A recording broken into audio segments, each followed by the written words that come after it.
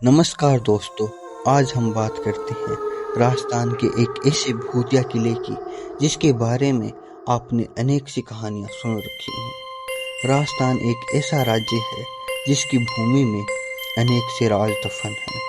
वैसे तो राजस्थान को धरती धुरारी और राजा महाराजाओं की धरती के रूप में जाना जाता है, लेकिन हम आज बात करते हैं एक ऐसे ही रहस्यमय किले की जिसका नाम भानगढ़ है, जो कि अलवर जिले में स्थित है, जो अरावली पहाड़ियों के बीच बना हुआ है। जब भी भूतिया किलों की बात होती है तो सबसे पहले भानगढ़ किले का नाम लिया जाता है। भानगढ़ किले का निर्माण साल 1573 में आमेर के राजा भगवंत दास ने अपने बेटे माधव सिंह के लिए करवाया था। जिस समय इस किले का निर्माण करवाया गया था, ये किला बहुत ही आबाद और सर्वसंपन्न हुआ करता था, लेकिन फिर अचानक कुछ ऐसा हुआ कि हंसता खेलता हुआ नगर एक खंडर में बदल गया और आज भानगढ़ सबसे डरावने किले के रूप में जाना जाता है। भारतीय पुरातत्व विभाग ने ये निर्देश दिए रखा है कि शाम के 6 बजे के बाद यहाँ जाना साफ मना है। सूरज उगने से पहले और सूरज डूबने के बाद इस किले में जाना मना है। ऐसा क्या हुआ इस किले में, चलो जानते हैं। वैसे तो इस किले की 2-3 कहानियां प्रसिद्ध हैं, लेकिन मैं आज वो कहानी बताऊंगा जो सच है। ये कहानी है एक राजकुमारी से जुड़ी हुई, जो कि बहुत ही सुंदर हुआ करती थी। जब भानगढ़ एक कुशल राज्य था, इसमें एक राजकुमारी रहती थी। उसका नाम था रत्नावती।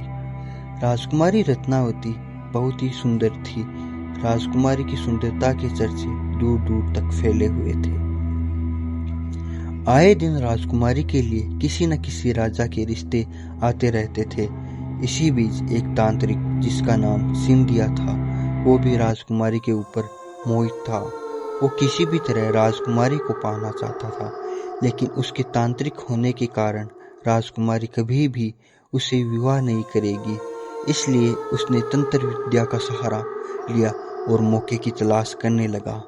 इसी बीच उसे एक मौका प्राप्त हुआ और उसने राजकुमारी की दासी, जो नगर के बाजार में राजकुमारी के लिए तेल लेने आई, उस पर तांत्रिक सिंधिया ने तंत्र किया, लेकिन राजकुमारी की सूझबूझ के चलते उस तंत्र विद्या का असर राजकुमारी पर नहीं हुआ और राजकुमारी ने तांत्रिक को मारने का आदेश दे दिया।